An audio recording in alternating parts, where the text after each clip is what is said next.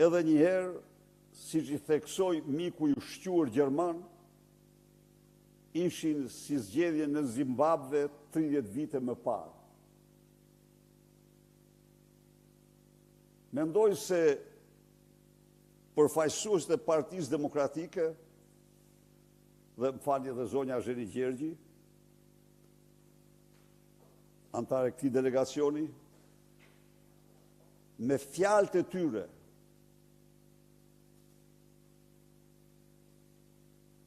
me argumentat që paraqitën,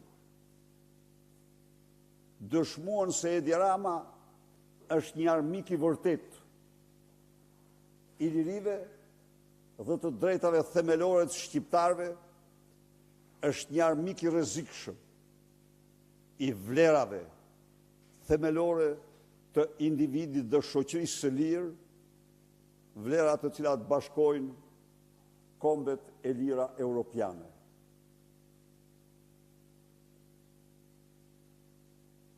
Sot, betejë vazhdon po në Strasburg, por kësaj radhe vazhdon në Asamblenë Parlamentare të Këshillit të Europës, sesionin e saj.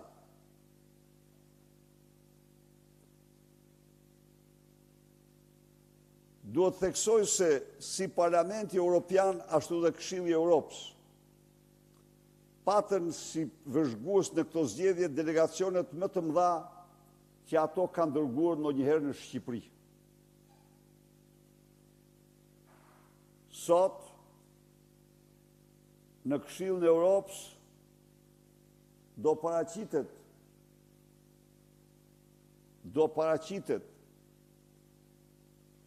nga kryetari i grupit, kryetari i delegacionit të Këshillit të Europës që zhvilloi zgjedhjet, raporti i parlamentarëve europian antar të Asamblesë Parlamentare të Këshillit të Europës, zoti Simone Bili.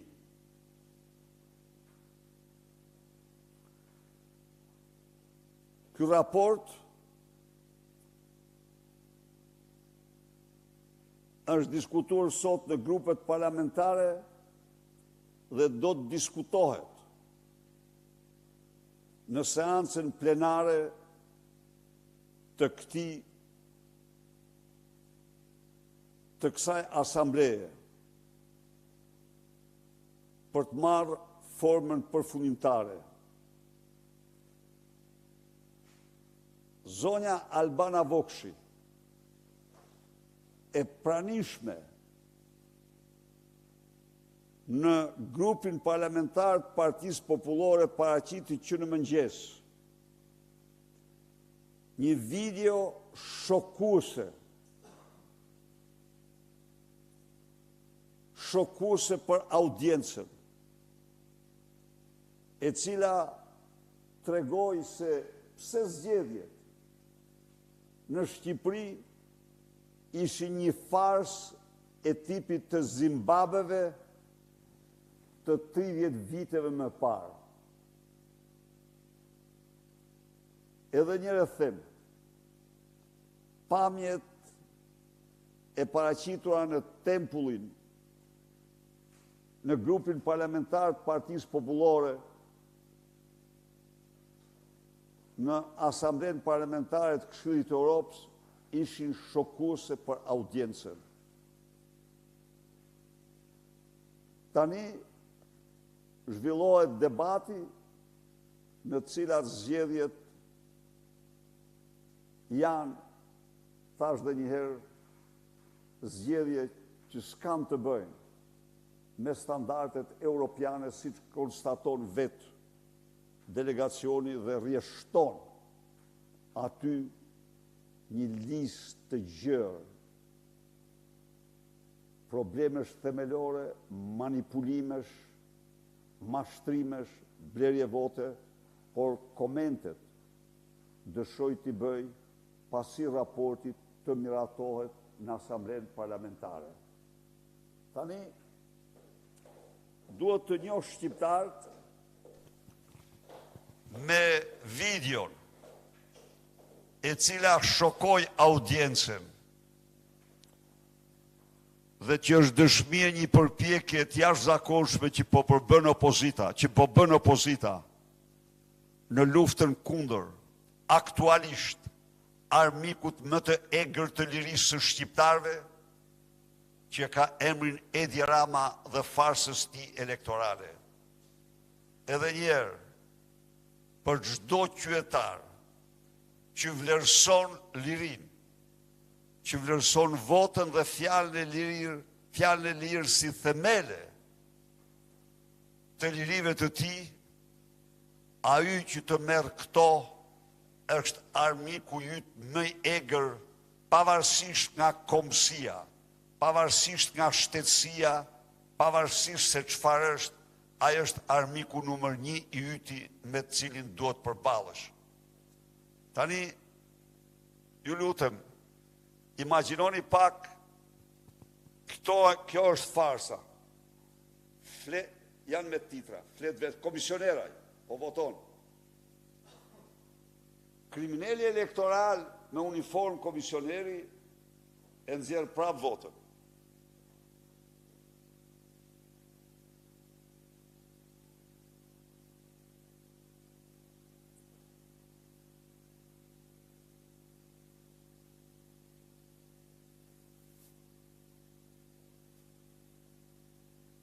Nuk ndalet. Nuk ndalet.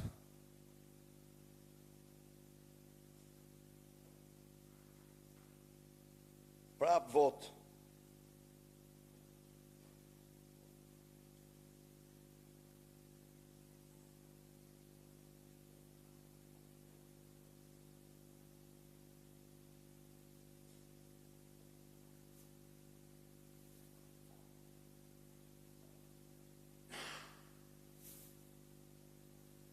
Komisioneri e kontrollon fletë të votimit para se ai ta hedh në kuti të votimit. Një person merr 4 fletë votimi, e pat.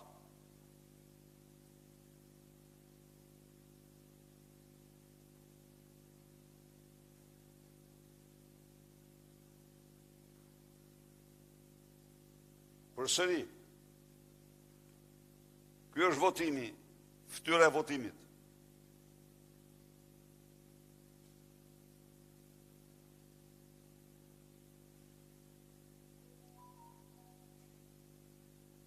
Prap, aty e rrini i udhëzon.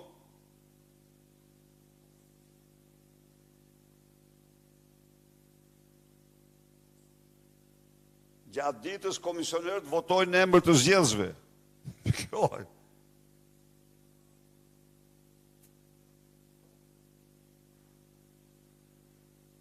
Burdhoni.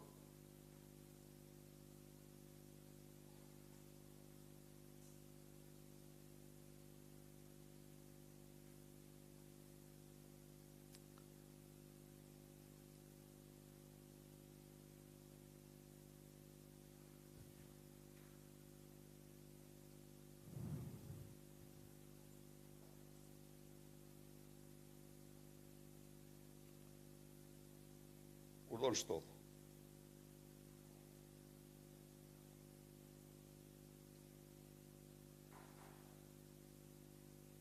Nuk ka sekret më vote. Të gjitha i kontrollon komisioneri ose voton vetë komisioneri. Ja, vazhdon kë.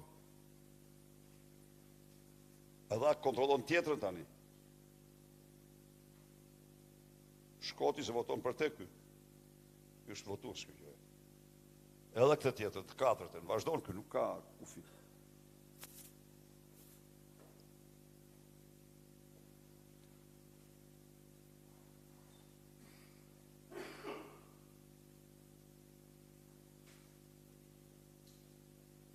Komisioneri, në dhomë të fshet duke orientuar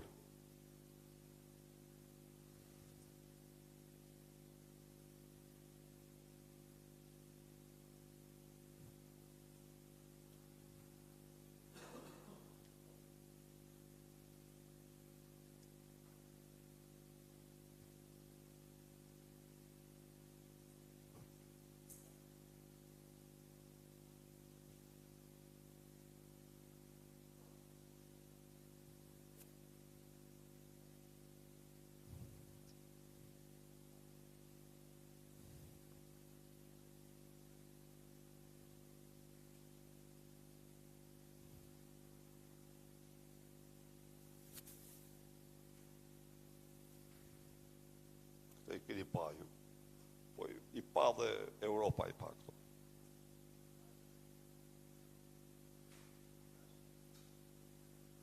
Pra, e quajta të domosdoshme të njohë shqiptarët me përpjekjen e jashtëzakonshme që ne po bëjmë për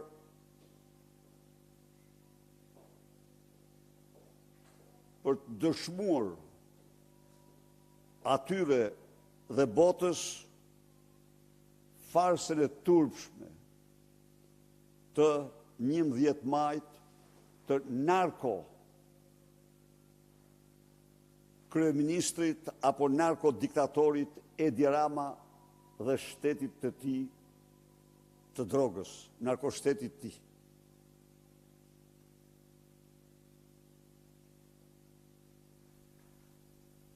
Nuk mundet kur ndërgjegje një njeriu të pranoj këtë farsë.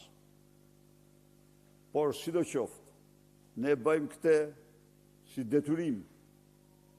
Natyrisht përgjigja dhe zgjidhja është vetëm tek shqiptarët në dorën e tyre. Do të tolerojnë ata një poshtrim të tillë. Do të tolerojnë ata një qeveri që legitimiteti i cilës nuk ekziston, pushteti i cilës bazohet në një farsë të turpshme elektorale, apo do ngrihen ata për të mbrojtur të drejtat e tyre themelore si njerëz të qytetëruar. Unë besoj tek e dyta. Dhe këtu qëndron Partia Demokratike, e cila kurrë nuk do i pranoj këto zgjedhje. Faleminderit. Zoti Berisha, Osman Stafa, News 24. Një pyetje sa i takon gjitha këtyre pamjeve që disa ne kemi parë, por disa të tjera ishin edhe për të parën herë. Ku janë komisionerët e Partisë Demokratike? Urdhë? Ku janë komisionerët e Partisë Demokratike? Kjo është një çështje hetimi. Kjo është një çështje hetimi. Por aty ku Sara Mile, Arkend Balla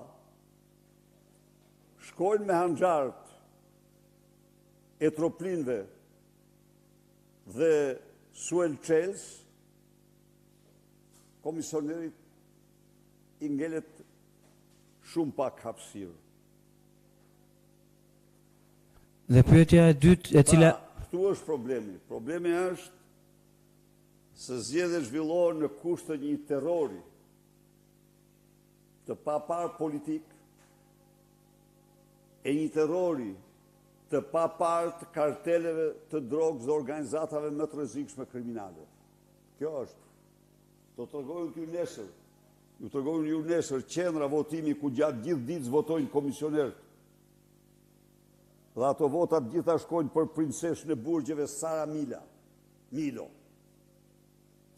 Po, janë dokumentuara. Ne këtë po bëjmë. Ne me automatik, me Kalashnikov nuk i mbrojmë. Sa e rrugë tjetër pastaj. Por ne do të dëshmojmë gjithçka para shqiptarëve dhe shqiptarët do marrin një vendim për qëllimet e tyre. Zoti Berisha, ju edhe në zgjedhjet e vitit 2023 keni nxjerr pamje nga qendrat e votimeve, duke deklaruar se nuk është kryer procesi siç duhet. Zoti Berisha, mos ka ardhur koha që të rishikohet edhe forma e menaxhimit të qendrave të votimit ditën e zgjedhjeve? Për shembull, disa vende kanë që u menaxhojnë ose komisionerët janë persona që pra kanë biznese, janë avokat, janë noter, që nëse shkelin ligjin zgjedhor, humbasin dhe licencat e tyre përveç se rrezikojnë vite burg. A ka ardhur momenti që partitë politike mos i menaxhojnë më në ditën e votimit qendrat e votimit? Ka një propozim, Osman, në rekomandimet që thuhet t'i bëjnë administrata. Por në botë, nëse ka një administratë që s'mund t'i bëjë, sepse është e tëra, siç është patronazhiste, është administrata shqiptare. Jo, kuptova, ajo do pa. nuk është një, por do studio për para, e di pse. Të mos ndodhemi para faktit,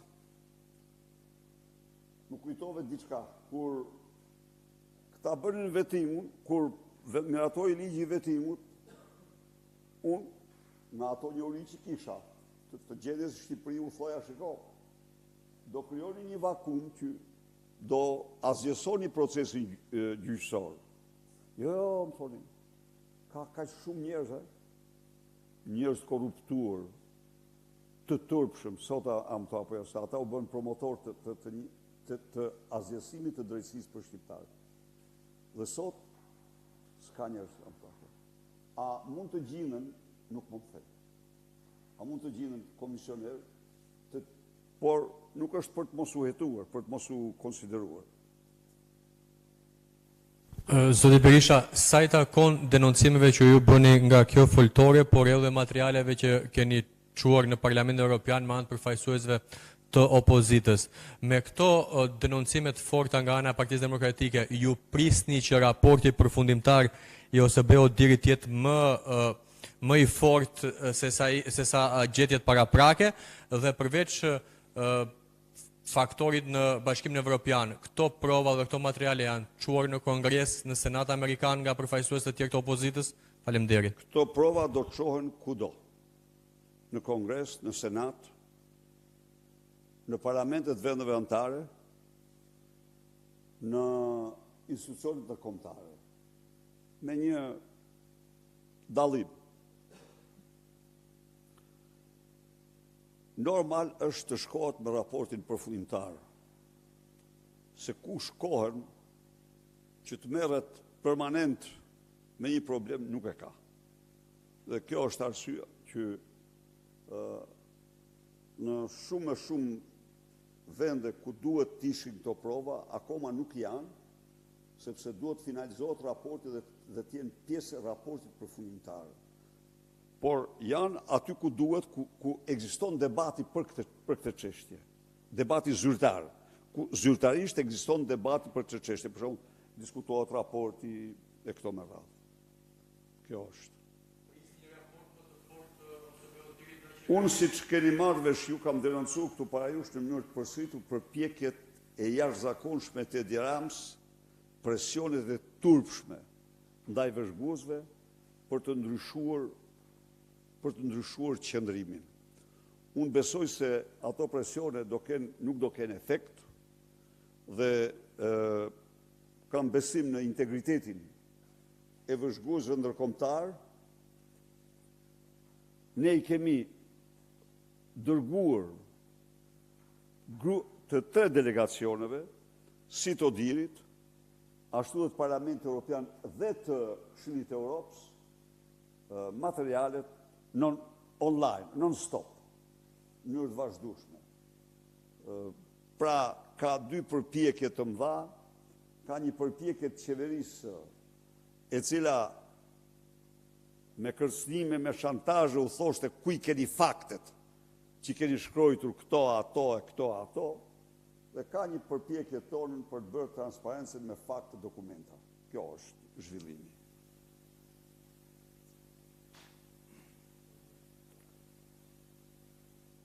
Faleminderit.